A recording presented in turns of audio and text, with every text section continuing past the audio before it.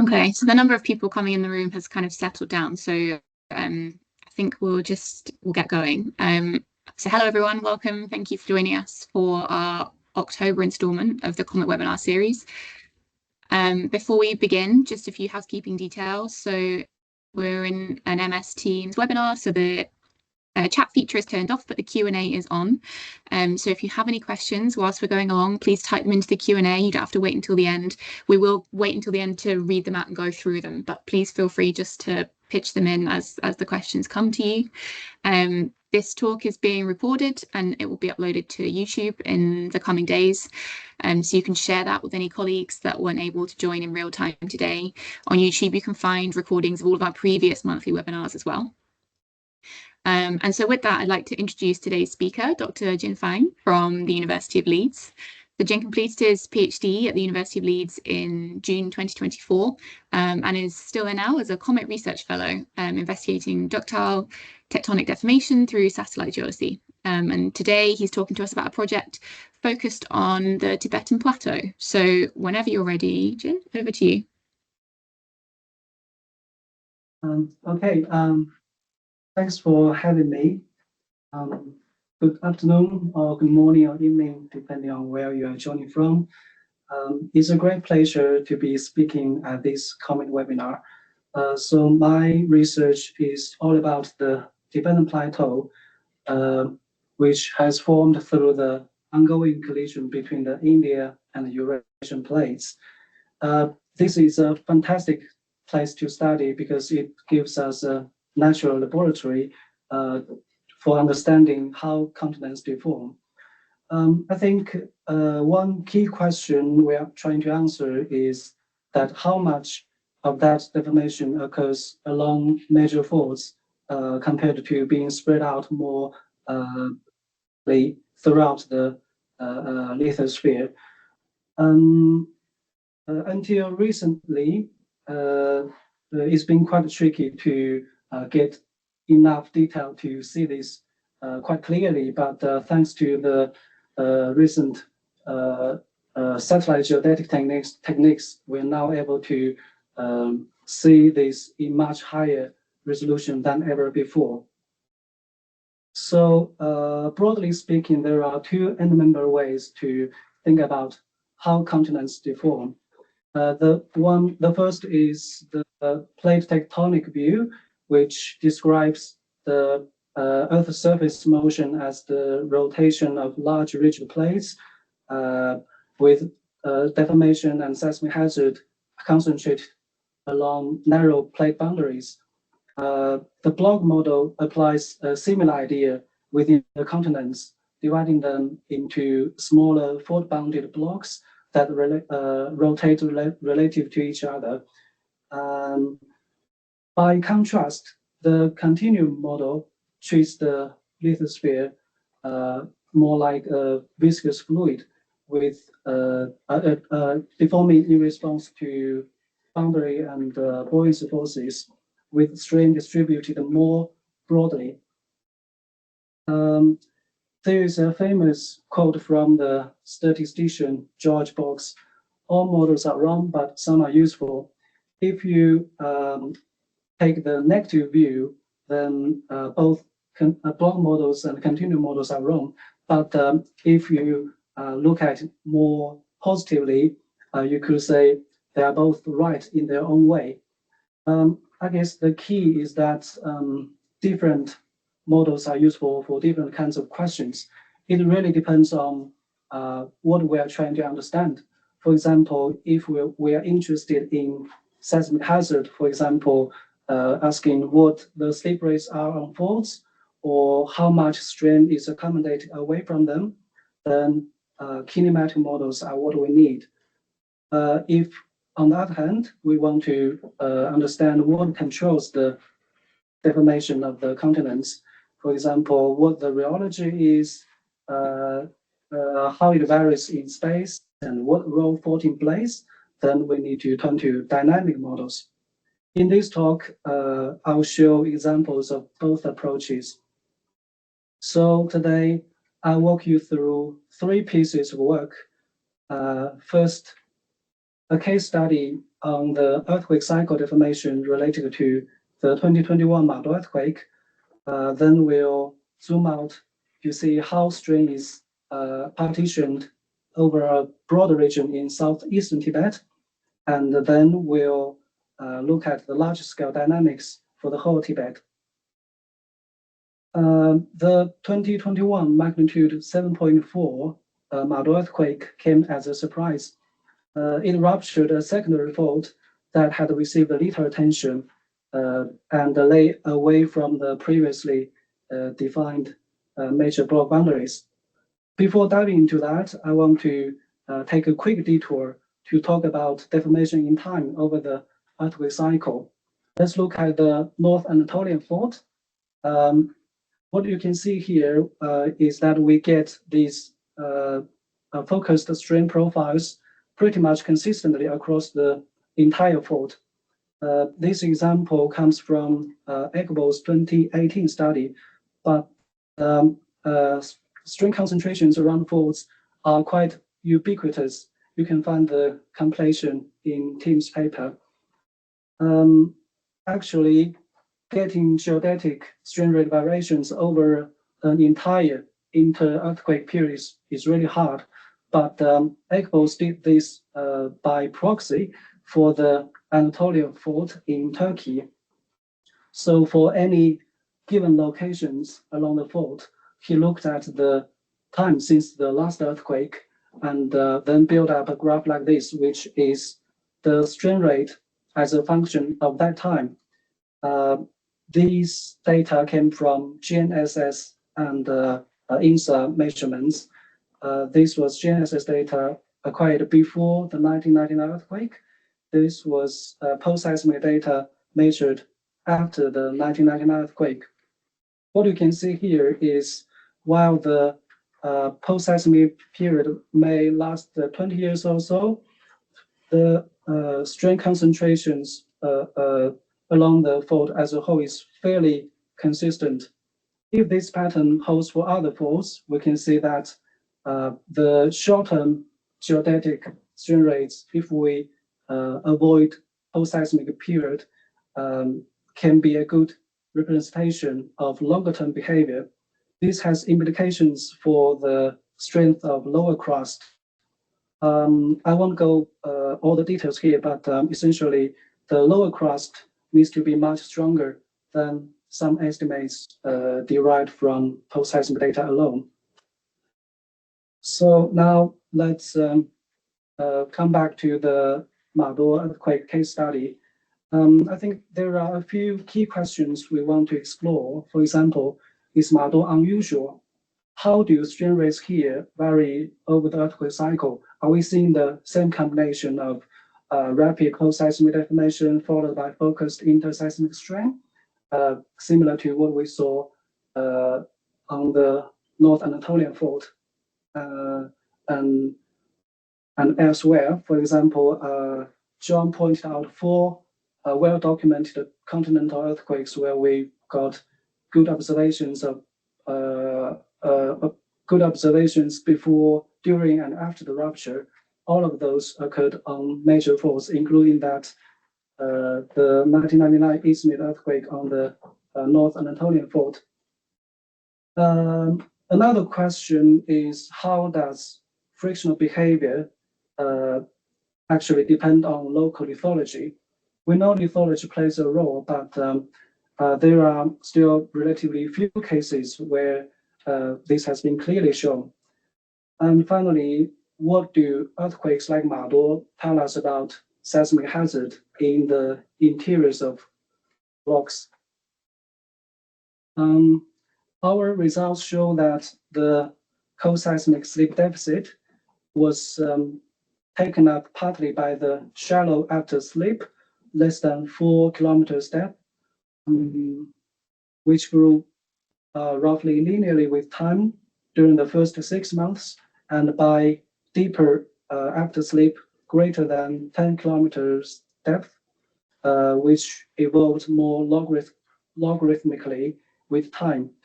This behavior is likely controlled by spatial variations in fault friction influenced by lithology. Looking at the surface rocks, the main areas of cold seismic slip occurred near fluvial sediments. Near the epicenter, the surface ruptures were patchy or even missing, and we observed liquefaction of sandstones, which coincides with the areas where shallow afterslip was concentrated. Notably, the earthquake also occurred within a transition zone between regions of high and low electrical conductivity, likely reflecting different degrees of hydration, which may further control the style of fault slip, whether seismically or aseismic, seismic or aseismic. A standalone inversion of teleseismic waveforms reveals that the Maduo earthquake ruptured bilaterally with 3 noticeable episodes during the event. Interestingly, we observe a back-propagating rupture phase during 14 and 20 seconds, a feature supported by the published back projection analysis. So let's now look at the interseismic strength relation before the Maduo earthquake. Based on the 7 years of Sentinel-1 INSAR data, we found that the seismogenic fault was relatively low straining, with a strain rate of 20 to 40 nanostream per year and a slip rate of 1 millimeter per year also. If we recall this figure shown earlier, where a strain rate is normalized by slip rate, we can see that the Maduo earthquake follows the familiar pattern of rapid post-seismic deformation followed by a focused interseismic strain. In terms of seismic hazard in this region, we observe positive Coulomb stress changes exceeding 0.01 megapascal induced by the 2021 Maduo earthquake on several fault segments that deserve closer attention, particularly the Maqing and east of the torso leg segment of the Kunlun fault, as well as the unruptured segment between the 2001 Cocosilla and the 2021 Maduo earthquake. Now let's move on to the block model approach, which is commonly used in geodesy to estimate fault slip rates. The basic idea is to divide a region like Tibet or southeastern Tibet in this case into blocks. Each block must follow the rules of plate tectonics. This approach is particularly efficient when you have sparse GNS data because there are only 3 parameters per block. But one limitation of block models is that all strain must occur along block boundaries, and each block must be fully surrounded by faults, even where some faults don't actually exist. For example, here is the block boundaries defined by Richard. The white boundaries indicate where no mapped faults exist. So focusing on southeastern Tibet, which surprisingly is the southeastern part of Tibet, we use 9 years of Sentinel-1 INSAR data to produce maps of velocities and strain rates at about 1 kilometer resolution, covering an area of roughly 1.3 million square kilometers. All data are publicly available via the COMET portal.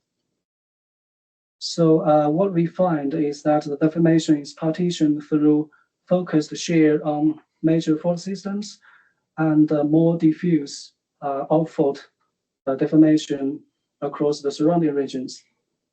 It's worth noting that the apparent contractional strain that we see here along the creeping segment of the Xianshuhe fault is likely an artifact. It comes from the dominance of high-resolution eastward velocities compared with the interpolated GNSS eastward velocities used in the stream rate calculation. We confirmed this using a simple forward model of creep. When we generate both eastward and northward velocities at inside resolution, we recover the correct stream patterns. But when we subsample the northward velocities at the sparse GNSS location and then interpolate it, that artificial contractional strain appears. If we look at the best fit strain predicted by block model, it doesn't really match the re-observation. Some boundaries in the model predict strain where none is observed. So we've taken a different approach, still kinematic, but instead of inverting velocities, we invert strains directly because strains don't contain rotations, so blocks don't need to be defined. This allows us to focus on deformation associated with mapped faults without worrying about block rotations. If we just include mapped faults, we can explain about half the observed deformation.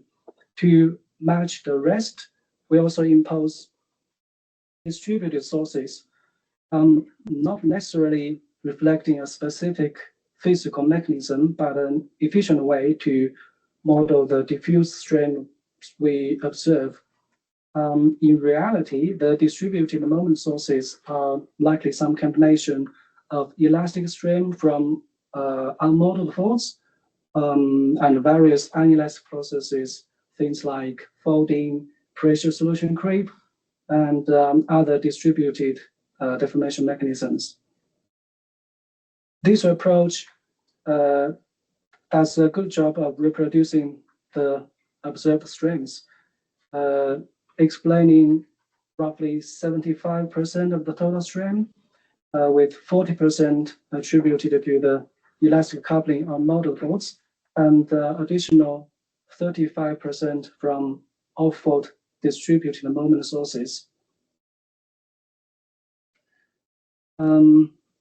It also performs better than block models in matching the geological slip rates, particularly near the fault tips. In block models, faults can't simply end freely. Slip rate can only taper off if strain is transferred onto another fault. By contrast, our new method captures the tapering of slip rate toward the fault tips. So finally, we develop geodynamic model to explain the present day deformation in the whole of Tibet. There's a lot going on in the vertical velocities. Most of it, I would say, is non-tectonic. You can see signals from permafrost, from groundwater extraction, mining, and other processes mixed in with the tectonic ones. But the horizontal velocities is where I really wanted to focus. In the region where we don't have many GPS stations, our data really fills in those gaps. For example, what you can see here is how we are capturing the gradients across those faults. So we are not just interpolating GPS, we are adding high-resolution information. I think the profiles of the deformation field are particularly instructive if we look at these north-south velocity profiles. We can see steps across these major faults. But if we look at an east-west profile that avoids those big faults, the deformation is pretty smooth and a long wavelength. It's hard to argue that there are any giant steps. So the strain really is distributed over a broad region away from the major faults. It's actually more useful to look at strengths because they tell you what's actually forming. From this, we can see the key features. For example, here the maximum shear strain rate highlights the focused strain along major faults, but also there are areas of low strain and a broad region in central Tibet with more distributed strain. If we look at the horizontal dilatation field, we can see contraction on the Himalayas, but also in northern Tibet. This is built-in topography and fits the idea that the plateau growth is not just happening at the edges, but also in northern part of the plateau. We also see from the Himalayas all the way up to the Kunlun Fault, we've got positive dilatation. It is a compression north-south, but east-west extension is beating that compression. So from all of this, we get a picture of bimodal behavior. The question is, can we explain it with a dynamic model? To explore this, we've returned to viscous models, starting with thin viscous shell approach. These are 2D depth average models with the power law rheology. Buoyancy forces come from gravitational potential energy, so topography is built into the model. Boundary conditions are based on the known plate motions, with the India plate acting as a stronger indenter in this case. What I'll show here is the model prediction, the comparison between the model prediction and the data, just focusing on the eastward velocity component. Here's the data, here's the model prediction, and in the top right, you can see the misfit. Starting with this very simple uniform strength model, it's clear that it doesn't really fit the observation very well. Including stronger blocks like Tarim, Sichuan, etc., improves the fit slightly. If we make the high elevation regions weaker, it improves further. We define the weak zone as the area within the smooth elevation contour of roughly 2,000 meters bounded by faults in places.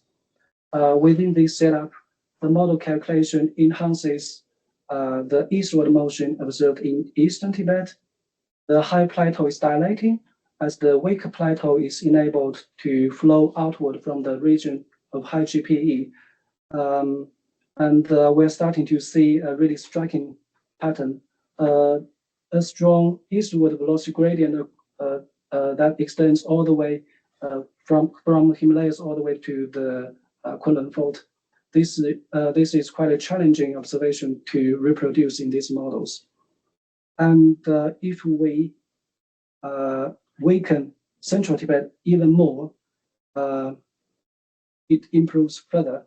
Well, that amplifies the eastward velocity gradient across the plateau. And we are starting to get closer to the observations.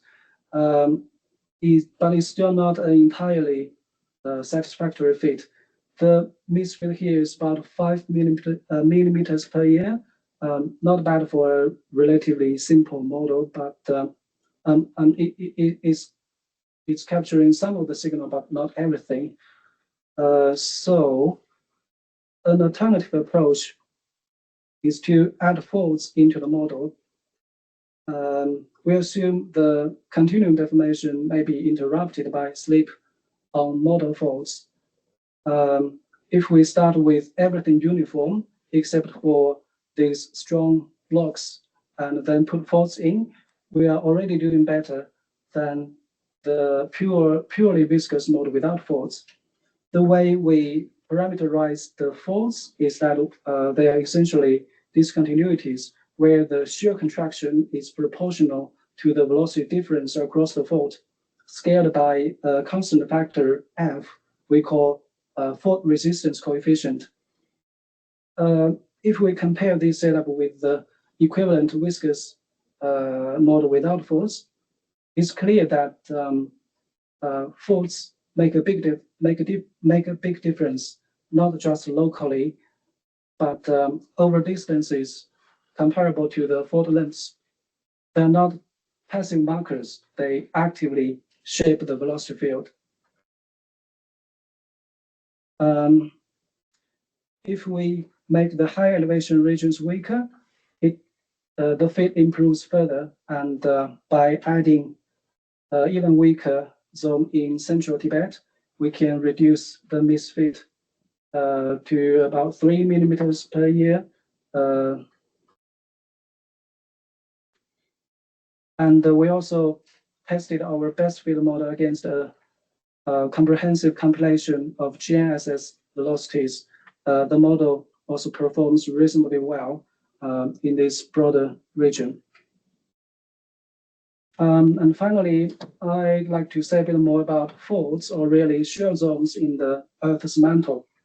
So what does a major active fault zone actually look like down there? There's quite a bit of evidence suggesting that zones of localized ductile shear probably extend deep into the lithosphere. The receiver function profiles across Tibet show displacement discontinuities that seem to reach at least down to the molehole. And if we look at the shear wave splitting, we see that the mantle and surface splitting orientations line up, which suggests that crust and lithospheric mantle are deforming coherently. Now, although our preferred model includes several lithospheric-scale faults where we explicitly represent slip, we also think that the continuous strain in the ductile regions must be accommodated by smaller scale faulting in the brittle upper crust. In other words, the brittle faults at the surface are adjusting to match the continuous strain below.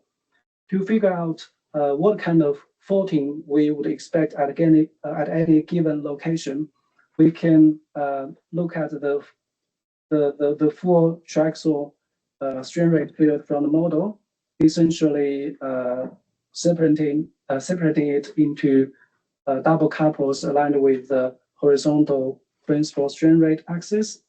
The ratio of the horizontal principal strain rates tells us the balance between deep slip and struck slip motion, which lets us infer the style of faulting from the strain rate tensor.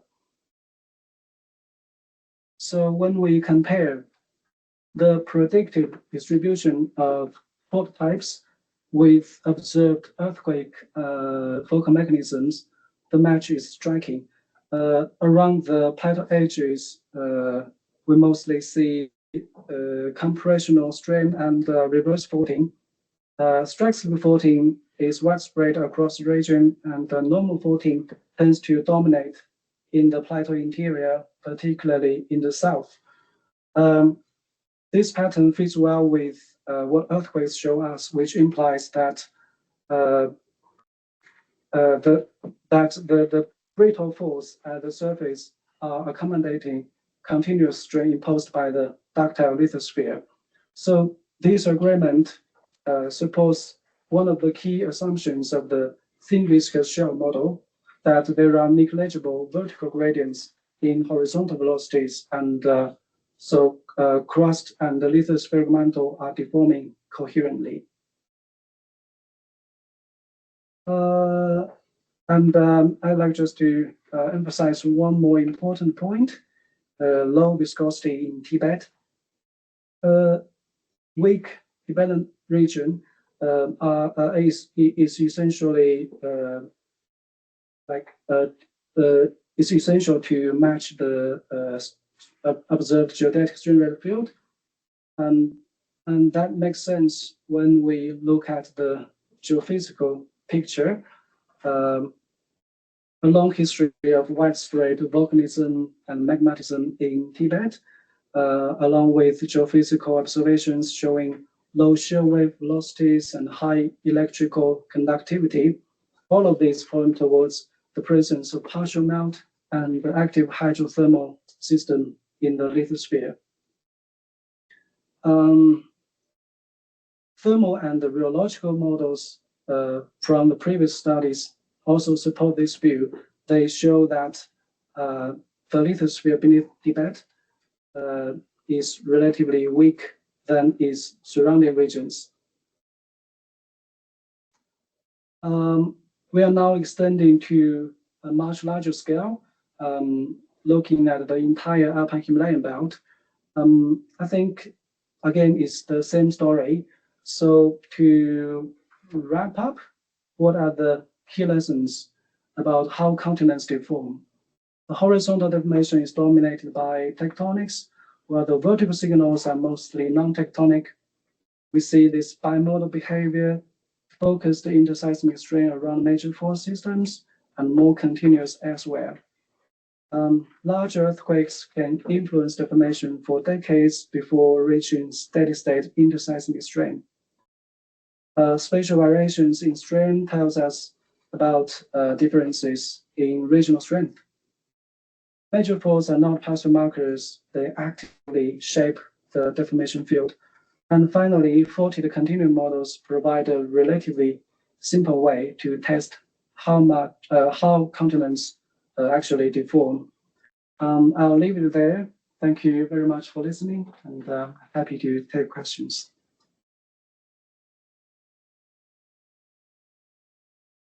Thank you so much. It was very interesting. Yeah, really nice to see such a comprehensive presentation, and yeah, very cohesive. We don't have any questions in the Q&A. Just I'm wondering some people in the room. I don't know if someone in the room with you as well.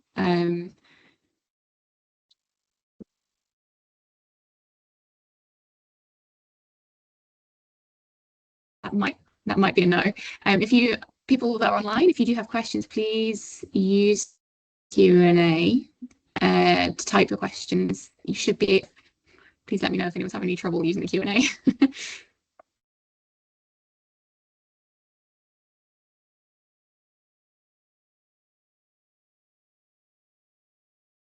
I think just whilst we're waiting, I can ask you, so I'm not sure, Jin, if this is a project you've just finished or something you're taking into your new position at the minute, but what are some of the lessons learned or some of the techniques you might take from this work into your next project or your next venture you've got going on? Thanks. I think the bulk of the presentation here has been published, but now we are working on the big project about the Alpine Himalayan belt. Once since we are still producing the velocities and strain rates, we are nearly there. But from here, I think we can do some exciting science projects. For example, I think the open questions here is that we still don't know. Important question is that how localized is deformation at the depth, especially, and also we want to explore how rheology varies in space and time. Maybe we can look at seismic deformation in these vast regions and to investigate the rheology. I think that's an interesting question to work on. Yeah, no, that sounds great. We've still not got any questions coming in from the Q&A. I don't know if that's because people can't use the Q&A or because there are genuinely no questions.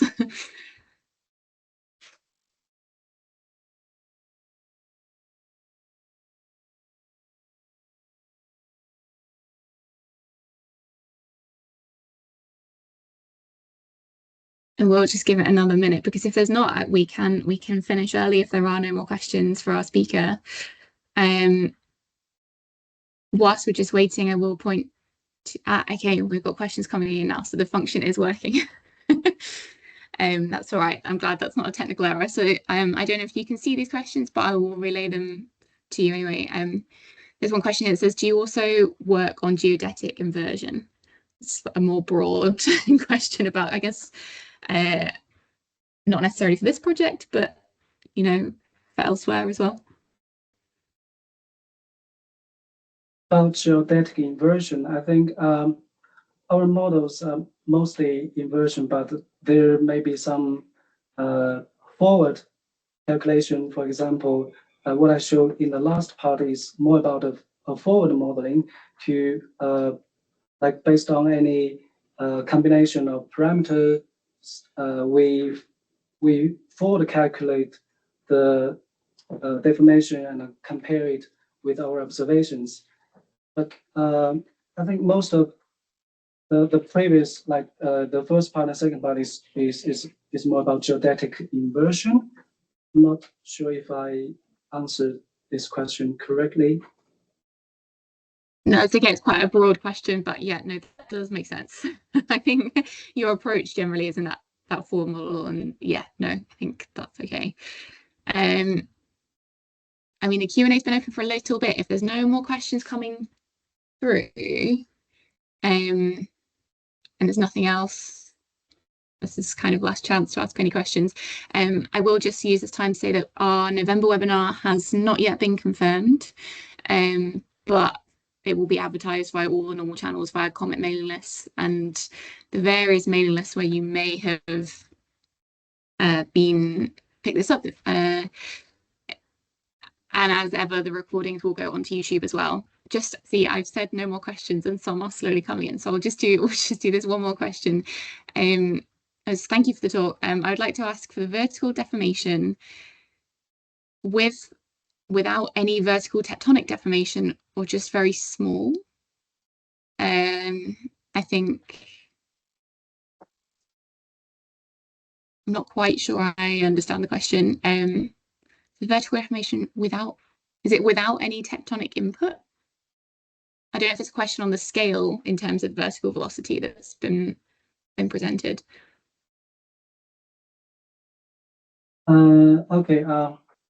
Basically, as I mentioned earlier, there's a lot going on in the verticals, but we think most of them are non-tectonic. If we calculate the tectonic vertical from our model, for example, if we assume isostasy and calculate predicted vertical from the dilatation, it's likely approaching only a couple of millimeters per year. So our observed vertical deformation is too large to be explained by tectonics. Okay, yeah, no, that's great. And then just one last question before we finish. So what is the resolution like in your models? How easily can you distinguish a large anomaly from smeared smaller anomalies? By anomaly, what does it mean? I would assume maybe as in something you're interpreting, as in rather than being noise. So something, if you see a large signal, how easily can you distinguish that from? I think that's the interpretation. Please correct me if I'm wrong. For our large-scale velocities, so our like eastward velocities and the vertical velocities are at 1 kilometer resolution. They're not interpolated. They are directly decomposed from ascending and descending line of sight velocities, along with the interpolated GNSS northward velocities at the moment. Okay, thank you very much. I think I'm not 100% sure I completely understand the question, so I think that's pretty good. I think we'll call it there. So thank you everyone for joining today. Thank you for engaging with the questions, and thanks once again to our speaker. And we will see you for our next webinar in November with details to follow. Thanks everyone.